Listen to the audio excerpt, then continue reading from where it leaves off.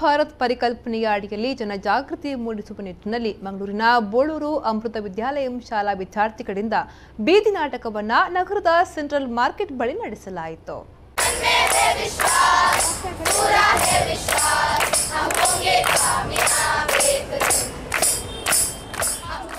ಜನಜಾಗೃತಿ ಮೂಡಿಸುವ ಸಲುವಾಗಿ ಸ್ವಚ್ಛ ಭಾರತ್ ಅಡಿಯಲ್ಲಿ ನಗರದ ಬೋಳೂರು ಅಮೃತ ವಿದ್ಯಾಲಯಂನ 8ನೇ ತರಗತಿ ವಿದ್ಯಾರ್ಥಿಗಳಿಂದ ಬೀದಿ ನಾಟಕ ನಡೆಯಿತು.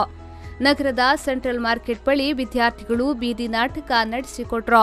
ಶಾಲಾ ವಿದ್ಯಾರ್ಥಿಗಳಿಗೆ ಸ್ಕೂಲ್ ನೇತೃತ್ವದಲ್ಲಿ ತರಬೇತಿಯನ್ನ ನೀಡಲಾಗಿತ್ತು. ಈ ವೇಳೆ ಶಾಲಾ ವಿದ್ಯಾರ್ಥಿ ಎಂ ಅಭಿಜಿತ್ ಕಾಮತ್ ಮಾತನಾಡಿ, ಜನತೆಗೆ ಜಾಗೃತಿ ಮೂಡಿಸುವ ಸಲುವಾಗಿ ಬೀದಿ ನಾಟಕವನ್ನ ಆಯೋಜಿಸಿದ್ದೇವೆ. ಸ್ವಚ್ಛತೆಯ ಕುರಿತು ನಮ್ಮಲ್ಲಿ ಜಾಗೃತಿ ಮೂಡಿಸಿಕೊಂಡಾಗ ಸ್ವಚ್ಛ ಭಾರತ ಆಗುವುದರಲ್ಲಿ ಯಾವುದೇ ಅನುಮಾನವಿಲ್ಲ ಎಂದು ಹೇಳಿದ್ರು. We are suffering from a very big problem. If we will not stop these things right now, we will suffer in the future, and there is a chance that the world will end. So we have to start cleaning our society right now or any time, so that we can make our society clean and we can live safely without any problems. ಈ ವೇಳೆ ಶಾಲಾ ಸಹ ಶಿಕ್ಷಕಿ Veena, school counsellor ಪ್ರಕ್ಷಾ Shetty ಉಪಸ್ಥಿತರಿದ್ದರು.